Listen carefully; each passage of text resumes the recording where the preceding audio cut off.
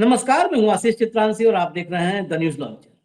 पिछले करीब करीब एक पखवाड़े से 30 दिन के युद्ध में पिछले एक पखवाड़े से पूरी दुनिया पर न्यूक्लियर वॉर का संकट मंडरा रहा है और कम से कम 4 प्रोग्राम ऐसे हमने किए जब जब हालात पैदा हुए न्यूक्लियर वॉर की तरफ कदम बढ़ते हुए दिखे तब।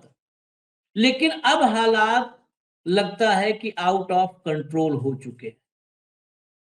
हमें न्यूक्लियर वॉर की खबर दिखा करके हमें भी नहीं, क्योंकि न्यूक्लियर वॉर ये मानवता पर सबसे बड़ी त्रासदी होगी। कोई हमें प्रसन्नता नहीं है और हम चाहते हैं अभी भी न्यूक्लियर वॉर ना हो।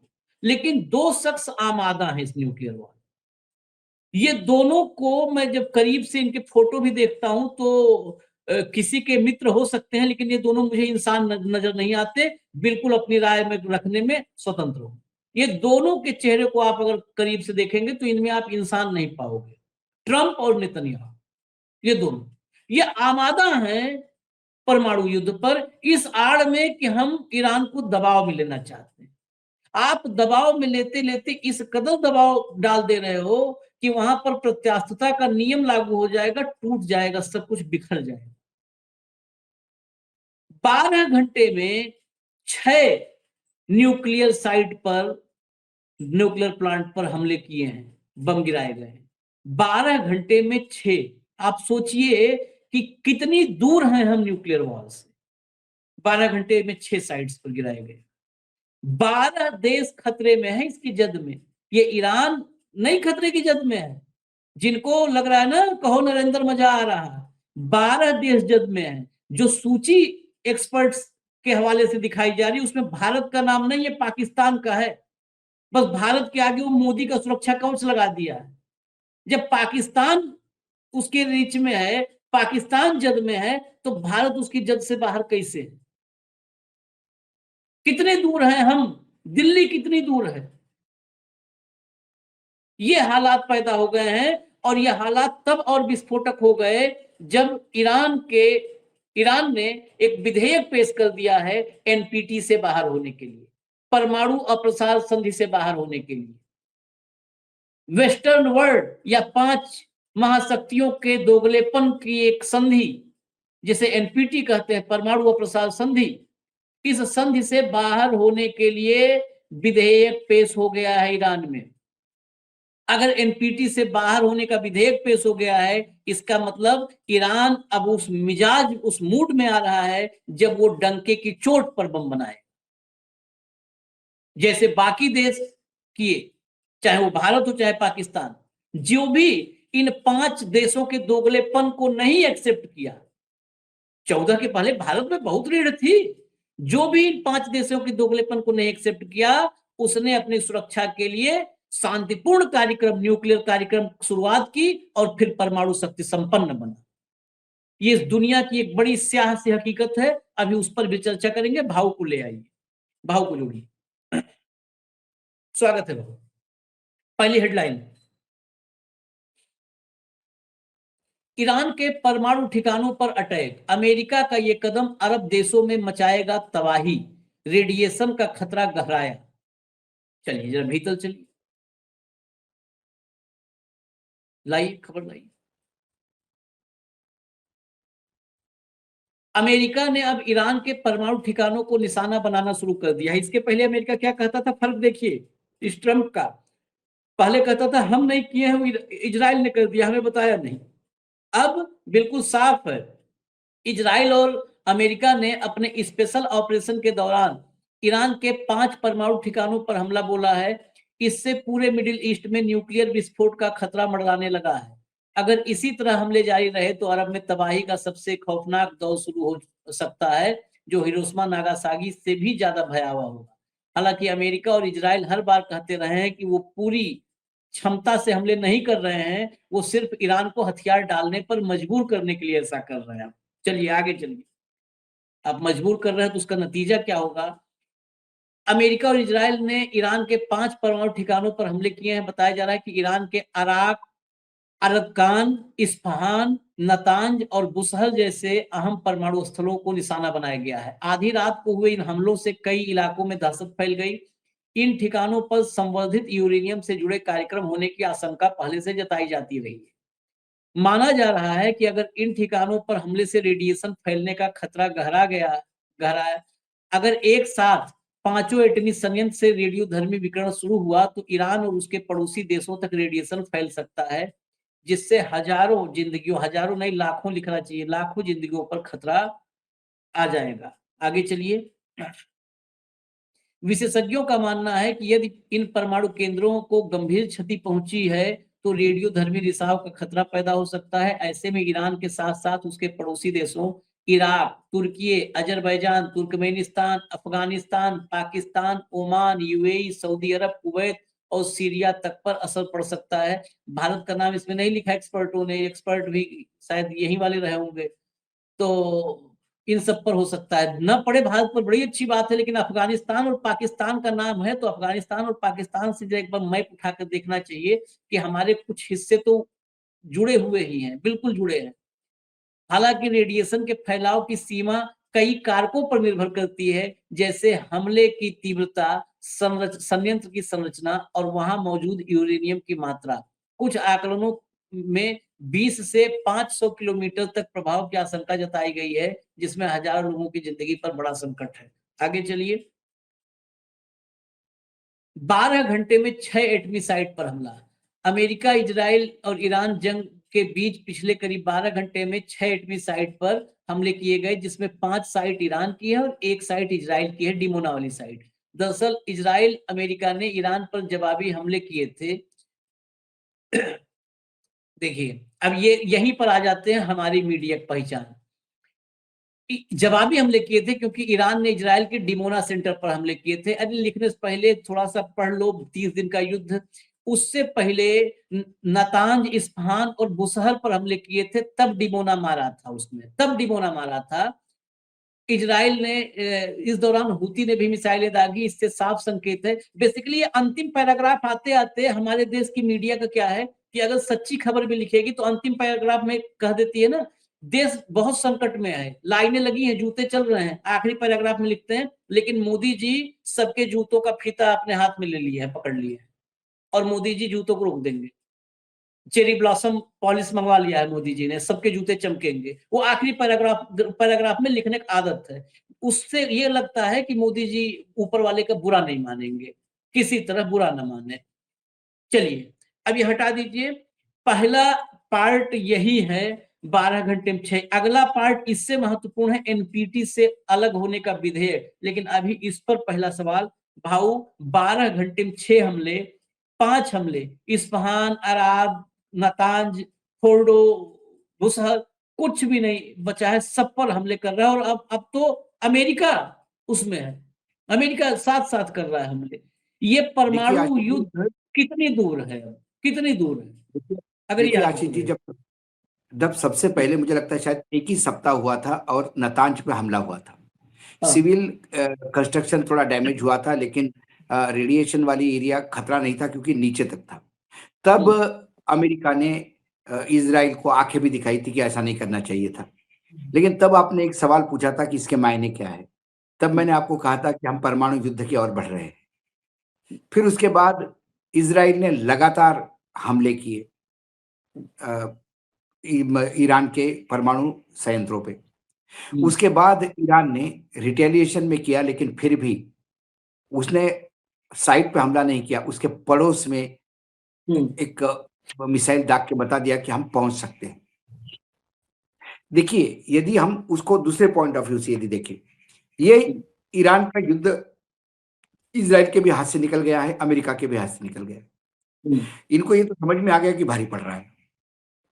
इस युद्ध से ना अमेरिका निकल पा रहा है ना इजराइल निकल पा रहा है, क्योंकि इस युद्ध की परिणति ईरान तय करेगा कि युद्ध बंद हो ना बंद हो, युद्ध में क्या अल्टीमेट हो, ये अब ईरान के हाथ में है।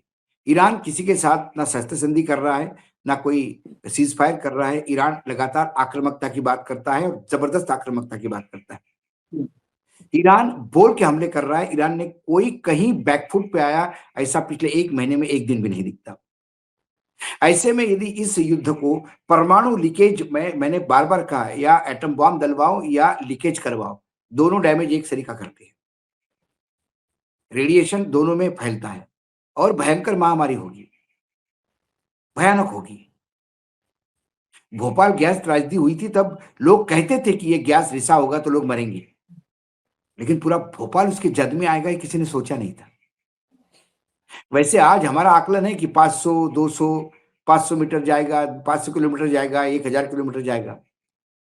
इसके जद में पूरा एरिया भी आ सकता है, पूरा मिडिल ईस्ट आ सकता है। आपने सही कहा कि मैंने पहले दिन से कह रहा था कि ये भारत भी चपेट में आ सकता है, क्योंकि कितना यूरेनियम इंद्रिष्ट है ये सिर्फ ईरान को पता है। दूसरी बात, लगातार अमेरिका भी हमले कर रहा है, इसका मतलब अब ये जानबूझ के हो रहा है। ये रेडिएशन लीक होने तक की बात का है, ताकि रेडिएशन लीक हो जाए तो युद्ध में एकदम रुकावट आ जाए, फिर सब पूरा विश्व आ जाएगा, नहीं नहीं नहीं, बंद करो बंद करो बंद करो टाइप से, और सब अपने निकल जाएंगे। क्या आप उसका इंतजार कर रहे हैं? लेकिन वो ईरान है। ईरान, यदि उनके यहाँ रेडिएशन होगा तो ईरान बाकी की जगह पे भी रेडिएशन करेगा। अब इस मामले में मैंने उस दिन भी कहा था कि हम परमाणु की तरफ मुड़ रहे हैं, और उसके बाद जब लगातार इजराइल ने हमले किए तब मैंने कहा कि बस अब परमाणु युद्ध शुरू हो गया, ये मानने को आप बिल्कुल मान लीजिए। क्योंकि मेरा मानना है एटॉमिक बॉम्ब हो ना हो, आपके पास एनरिच्ड यूरेनियम है, और यदि वो रेडिएशन फैलाता है, हमने इसके पहले ये भी देखा कि पनडुब्बी भी डूब गई थी तो उसमें रेडिएशन का बहुत खतरा हो गया था। हमने जापान में सुनामी के टाइम पे भी देखा कि जो ऊर्जा के लिए परमाणु संयंत्र चल रहे थे, सुनामी में उसमें भी लीकेज हुआ था और हाहाकार मचा था। तो अब ये यदि 10 घंटे में 12 घंटे में यदि 5-6 हमले होते हैं तो अब ये लीक होने तक हमले करते रहेंगे। अब ईरान कब तक अपने आप को संयम रखेगा? यदि ईरान ने तगड़ा हमला कर दिया और इजराइल में लीकेज हो गया तो फिर अमेरिका परमाणु हथियार भी, परमाणु बम भी डाल सकता है ईरान पे, ये बोल के कि इन्होंने अब परमाणु लीकेज करवाया और ये परमाणु युद्ध कर रहे हैं। तो हमने ईरान के ऊपर परमाणु बम डाला, और यदि अमेरिका परमाणु शक्ति का उपयोग करेगा तो फिर एनपीटी का क्या होगा? क्या है एनपीटी? यदि हम एनपीटी की बात करें तो ये एक संधि है जिसको 1968 में जिसका ड्राफ्ट बनाया था और 1977 में इसको लागू हो गया था। करीब करीब 191 देश ने ये इनके साथ है, और ये ग्लोबल आर्म कंट्रोल का एक टूल माना जाता है, टूल किट, जो IAEA मॉनिटर करता है। ठीक है, अब मैं आपको IAEA को लेकर एक और खबर याद दिलाना चाहता हूं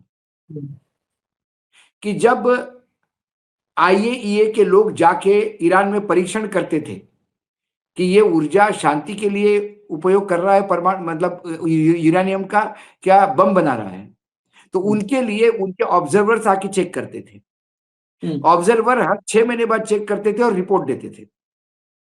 किसी भी ऑब्जर्वर ने ये नहीं कहा कि ईरान बम बना रहा है। इसके बावजूद इजराइल के कहने पे, इजराइल यदि ईरान पे हमला करता है और अमेरिका ने अपने क्लस्टर वो बॉम्ब डाल के, 3 बॉम्ब डाल के ये बोल दिया कि हम ईरान को परमाणु हथियार से बिल्कुल अब वंचित कर रहे हैं, तब ईरान ने घोषणा की थी कि अब इंटरनेशनल ऑब्जर्वर को हम ईरान में आने नहीं देंगे, क्योंकि तुम्हारे सर्टिफिकेट के कोई मायने नहीं है। जब तुम लिख के देते हो कि हम बम नहीं बना रहे हैं, इसके बावजूद इजराइल हम पे हमला कर रहा है, अमेरिका हम पे हमला कर रहा है कि तुम बम बना रहे हो, तो फिर तुम्हारी सर्टिफिकेट की कोई औकात ही नहीं रह गई। ऐसे ही एनपीटी से बाहर जाएंगे। नहीं, और भी वजह थी उसमें भाऊ। ये जो IAEA है, IAEA का जो प्रमुख है ग्रासी, ये कई बार कंट्राडिक्टरी, जैसे ट्रंप बोलता है ना, ये ट्रंप जैसे बोलता है कि एक लाइन बोलता है कि हमने ईरान तबाह कर दिया, अगली लाइन में बोलता है कि हमारे अब्राहम लिंकन को 17 एंगल से मारा है ईरान ने, बहुत मारा हमको। उसी टाइप का IAEA की कार्य प्रणाली जो है वो बहुत बुरी है। वो अलग विषय है, उस पर हम जाएंगे, पूरा इस पे भी, इसकी भी कुंडली हम खोल देंगे। नहीं, मैं आइए आपको ये सिर्फ याद दिला, मैं आईएईए पे बात नहीं कर रहा था। मैंने तब कहा था कि ईरान ने तब आईएईए को बैन कर दिया, आप नहीं आएंगे हमारे राज्य में बीच में। जब आपकी कोई औकात नहीं है तो आप हमारे यहाँ मत आइए। वैसा ही एनपीटी की यदि कोई औकात नहीं रही तो फिर एनपीटी का मेंबर बनने से क्या मतलब है? एनपीटी का क्या है कि जो परमाणु लेस देश है वो अपने टेक्नोलॉजी नहीं देंगे किसी को। कोई परमाणु का उपयोग, जो कोई यदि यूरेनियम का उपयोग करता है परमाणु शक्ति का, तो शांति के लिए उपयोग करा जाए तो उसमें अलाउड है। बाकी मॉनिटरिंग करते हैं सब। अब आप ये कहते हैं कि एक दूसरे के परमाणु संयंत्र को आप हमला नहीं करेंगे, कहीं रेडिएशन नहीं होने देंगे। ये मालूम होते हुए भी इसका मतलब इजराइल ने तो उसका साइन नहीं किया है। इजराइल तो एनपीटी के बाहर है, लेकिन एनपीटी के अंदर अमेरिका तो है। यदि अमेरिका इनके संयंत्रों पे हमला मारता है तो अमेरिका एनपीटी का वायलेशन कर रहा है। तो फिर उस एनपीटी में रह के क्या करेगा ईरान? क्यों रहे? फिर फ्री फॉर ऑल होने दो, आप हमारे संयंत्र नष्ट करो, रेडिएशन होने दो, फिर हम करेंगे हमको जो करना है। तो फिर आप अल्टीमेटली क्या है, परमाणु युद्ध की तैयारी पे हो बैठे हो। तो उन्होंने एनपीटी से अलग होने का जो प्रस्ताव दिया, जो बात बता रहे थे आप, उससे तो अब करीब करीब ये परमाणु युद्ध की बिल्कुल मोर्चेबंदी हो गई है। मैं वो हेडलाइन भी दिखा देता हूं एक बार, वो खबर भी दिखा दीजिए जरा, एनपीटी वाली खबर। एनपीटी क्या है? एनपीटी जिससे बाहर निकलने के लिए युद्ध के बीच ईरान ने पेश किया विधेयक। भारत भी इस संधि पर नहीं करता भरोसा। भारत बिल्कुल नहीं। भारत एनपीटी पर न इंदिरा गांधी ने किया, न अटल बिहारी वाजपेयी ने किया। वो थोड़े थे कि ट्रंप के इशारे पर घुटने के बल आ जाए। आगे चलिए। ये ईरान के सांसद हैं सरयाती। इन्होंने कहा कि इस प्रस्ताव में देश की परमाणु नीति में महत्वपूर्ण बदलाव शामिल हैं। इसमें एनपीटी से बाहर निकलना, परमाणु समझौते के तहत ईरान की प्रतिबद्धताओं को नियंत्रित करने वाले कानूनों को रद्द कर देना। ये ध्यान दीजिएगा, परमाणु समझौते के तहत ईरान की प्रतिबद्धताओं को नियंत्रित करने वाला, जो कंट्रोल करता था, वो सारे कानून रद्द करिए। और सहयोगी देशों के साथ मिलकर शांतिपूर्ण परमाणु तकनीक विकसित करने के लिए एक नए अंतरराष्ट्रीय ढांचे का समर्थन। यानी चीन और रूस के साथ अब आप खुल करके परमाणु कार्यक्रम में आगे बढ़िए, ये यहां पर ईरान में कानून पास किया जाए। आगे चलिए। न्यूक्लियर ट्रायड, ये न्यूक्लियर ट्रायड की दिशा में आगे बढ़ने की कोशिश है। न्यूक्लियर ट्रायड का मतलब है कि जमीन और हवा में और समंदर में, इन तीनों जगहों पर आप परमाणु क्षमता से लैस हो जाए। सीधा सीधा समझिए यही है, और इस तरफ बढ़ने का अब इरादा है। आगे जरा और आगे बढ़िए। चलिए, ये दो है। इसमें महत्वपूर्ण यह है कि एनपीटी, और भी है तो ले आइए। एनपीटी, परमाणु अप्रसार संधि और परमाणु हथियारों के निषेध पर संधि में क्या अंतर है? ये दो अलग अलग संधियां हैं। एक जो है 68 में एनपीटी आया, 70 में इंप्लीमेंट हुआ, और उसके बाद एक परमाणु हथियारों के निषेध पर संधि हुई। ये सारी संधियां पश्चिमी जगत के दोगलेपन का प्रमाण है। मैं तो सीधा एक लाइन कहता हूं, क्योंकि इसमें क्या था कि 191, अभी भाव ने बताया कि इस संधि में परमाणु हथियार संपन्न 191 देश शामिल थे। और जो निषेध वाली संधि थी वो यूएन ने 2017 में अमल में लाया, और यूएन के सभी सदस्य देशों को, अंतरराष्ट्रीय संगठनों और नागरिक समाजों के प्रतिनिधियों को भागीदारी और योगदान के साथ इसमें भाग लेने के लिए प्रोत्साहित किया। ये भी उसी टाइप का है, ये जो दूसरा वाला 17 वाला है, सेमिनार टाइप का, कि आइए और ज्ञान बांटिए, इससे कुछ नहीं होना है। जो एनपीटी है, परमाणु अप्रसार संधि, उसमें यह था कि 5 परमाणु शक्ति संपन्न देश हैं, इन्हीं को 191 देशों में यह घोषित तौर पर होगा कि इनके पास परमाणु अस्त्र हैं, लेकिन इन 5 के अलावा छठवां नहीं हासिल कर सकता। ये पांचों किसी और को तकनीकी नहीं देंगे। उसमें परमाणु अप्रसार भी है। परमाणु अप्रसार मतलब परमाणु का के तकनीकी का प्रसार नहीं होने देना है, और कोई और परमाणु शक्ति हथियार, परमाणु हथियारों से लैस नहीं हो सकता कोई देश। भारत इस मामले में बड़ा गर्व होता है कि हमारे पुराने नेता, 14 के पहले वाले नेताओं पे बहुत गर्व है। उसमें वो चाहे अटल बिहारी वाजपेयी भाजपा से हो, उन पर भी बहुत गर्व है। 74 और 98 में परमाणु परीक्षण डंके चोट पे किया, परमाणु अप्रसार संधि को डस्टबिन में रख दिया। अभी मैंने किसी को पढ़ा था कि पृथ्वी, अग्नि और ब्रह्मोस इंदिरा गांधी का एक प्रोजेक्ट था, एक राजीव गांधी का प्रोजेक्ट था और एक अटल बिहारी वाजपेयी का प्रोजेक्ट था। जरा कोई कहीं पूछ करके बता दे कि तुम्हारा क्या है, कंधे पे ले घूम रहे हो कि हम उड़ा देंगे। तुमने भी कोई प्रोजेक्ट इस भारत को दिया 12 साल में? कुछ नहीं दिया कावड़ सिवाय यात्रा, लफाजी उड़ानी। कावड़ यात्रा, कावड़ यात्रा, हाँ हाँ, कांवड़ हेलीकॉप्टर से यात्रा। कूद। हाँ, कांवड़ यात्रा दिया। तो ये परमाणु अप्रसार संधि ये मनमानी का प्रतीक है कि और कोई देश ना हो। उसमें क्या है कि जो भी शांतिपूर्ण उद्देश्य से करेगा, आईएईए उसी एनपीटी का हथियार है, टूल आईएईए है कि हमने मान लिया कर दिया कि हम शांतिपूर्ण उद्देश्य से करेंगे, तो ये कहते हैं कि ठीक है हम तुम्हारे घर में चेक करेंगे, मतलब तुम्हारे बेडरूम में, ड्राइंग रूम में और किचन में क्यों आओगे कि तुम शांतिपूर्ण ही कर रहे हो कि नहीं कर रहे हो। और वो आईएईए ग्रासी जैसे, जब कई बार होता है ना कि व्यक्ति भी, ग्रासी जैसा जो आदमी जो अभी बैठा है, ये इतना दोगला व्यक्ति है, इसने ईरान को बहुत फंसाया है। ये एक रिपोर्ट जो इसकी आती थी कि इसको नहीं बना रहा है, और अगली बार जब बाइट देता था तो कहता था कि ईरान दुनिया के लिए कभी भी खतरा कर सकता है। और इसी के बयानों को बार बार अमेरिका और इजराइल ये आधार बनाते रहे। आईएईए को घुसने देना भारत में आज तक तो नहीं घुसने दिया, अब तो परमाणु शक्ति संपन्न घोषित हो चुका है भारत। भारत है, पाकिस्तान है, उत्तर कोरिया है, चीन है, फ्रांस है, ब्रिटेन है, अमेरिका है और इजराइल अघोषित रूप से, अघोषित फ्रांस है और अघोषित रूप से इजराइल है, क्योंकि वो अपने यहाँ किसी को एंट्री ही नहीं करने देता।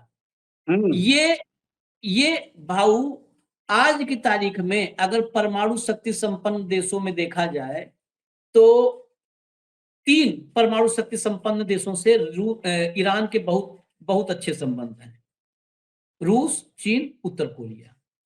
एनपीटी से बाहर आ जाएगा तो क्या कर लोगे? एक ही चीज कर सकते हैं, प्रतिबंध लगाना। अमेरिका यही करता रहा ना, इंडिया पर भी सैंक्शंस लगे थे, याद होगा आप तो, उस समय आपने तो और करीब से देखा है हमसे ज्यादा। आरोप तो पाकिस्तान पे भी थे कि हाँ, पाकिस्तान ने ही ईरान को बहुत सारा चीज दी है। और जो अब्दुल खान कादिर उनका भी, जो अब्दुल जो कादिर। खान, अब्दुल कादिर, तो वही वहां पे उसके ऊपर भी आरोप थे। तो सवाल ये है कि इनको लगता है कि ईरान के हाथ में एटॉमिक एनर्जी, यदि एटॉम बम आ गया तो पूरा इस्लामिक वर्ल्ड के हाथ में आएगा। मतलब क्रिश्चियन वर्ल्ड के हाथ में हो सकता है एटॉमिक पावर, मुस्लिम वर्ल्ड के बारे में नहीं। और आपने सही कहा कि ये 4-5 रखेंगे, बाकी नहीं। अच्छा, ये पूरी पूरी जो तुम्हारी एनपीटी है वो भी कितनी खोखली है कि हर आदमी शांति प्रिय तरीके से ऊर्जा के लिए यूज करता है। और ऊर्जा भाई देखिए, उसके बाद भारत हुआ, उसके बाद पाकिस्तान हुआ, उसके बाद कोरिया हुआ, कई देशों ने परमाणु हथियार होने का दावा किया और उसको उन्होंने ये कर दिया, मतलब एक्सेप्ट कर लिया। ये कैसे हुए? एनपीटी के बाद हुए, एनपीटी एग्जिस्ट होने के बाद हुए, 77 के बाद, 77 के बाद हुए, 70 के बाद हुए ये सारे लोग। तो इसका मतलब शांति के जरिए आप करिए और शांति के नाम पे फिर आप परमाणु हथियार बनिए, तो फिर आपको बोलेंगे अच्छा आपके पास भी है। और सिर्फ ईरान एक ऐसा देश है जिसको लगातार, क्यों इजराइल भी तो कर रहा है भाई, इजराइल पे क्यों नहीं अटैक होता है? इजराइल तो एनपीटी में नहीं जो साइन करता, क्यों नहीं करता साइन? डंके चोट पर नहीं कर रहा है, वहां आईएईए की औकात नहीं है, वहां ब्रिटेन को दिक्कत नहीं, वहां फ्रांस को दिक्कत नहीं, वहां अमेरिका को दिक्कत नहीं, सिर्फ ईरान को ही क्यों दिक्कत है? ईरान क्यों कहे? ईरान ने तो शर्मा शर्मी में चलो कर लिया, अब वो भी उससे बाहर हो रहा है और अब वो खुल के करेगा। लेकिन अभी सबसे बड़ा एनपीटी से बाहर आना जाना, ये तो प्रस्ताव है, इसमें टाइम लगेगा। लेकिन अभी इसी युद्ध में, जो युद्ध चल रहा है, क्या इस युद्ध में परमाणु हथियारों का उपयोग होगा? यदि इजराइल पे लीक होता है, यदि इजराइल का प्लांट कोई लीक होता है, या इजराइल हो सकता है खुद के प्लांट को एक लिमिटेड कंट्रोल एरिया में लीक करवाए और बोले कि परमाणु कर दिया, परमाणु कर दिया, और फिर ईरान पे परमाणु हमला कर दे। क्या इस लेवल पे युद्ध जा रहा है?